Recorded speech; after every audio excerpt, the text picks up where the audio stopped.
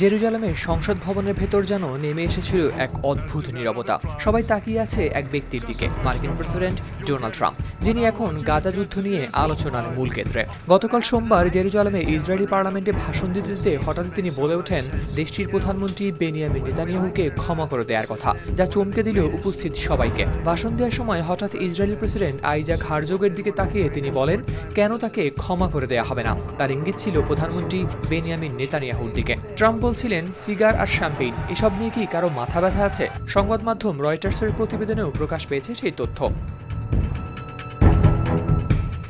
এমন মন্তব্যের পর মুহূর্তেই ছড়িয়ে পড়ে গুঞ্জন, কারণ নেতানিয়াহুর বিরুদ্ধে ইসরায়েলে এখনও চলছে দুর্নীতির বিচার। 2019 সালে তার বিরুদ্ধে ওঠে ঘুষ, জালিয়াতি ও বিশ্বাসভঙ্গের অভিযোগ। বলা হয় তিনি এক ব্যবসায়ীর কাছ থেকে উপহার নিয়েছিলেন দামি সিগার, শ্যাম্পেইন, এমনকি $2,10,000 নগদ অর্থ। তবে নেতানিয়াহু সবসময় অস্বীকার করেছেন এসব অভিযোগ। তার দাবি এই সবই রাজনৈতিক ষড়যন্ত্র, দক্ষিণপন্থী এক নির্বাচিত নেতাকে সরানোর পরিকল্পনা।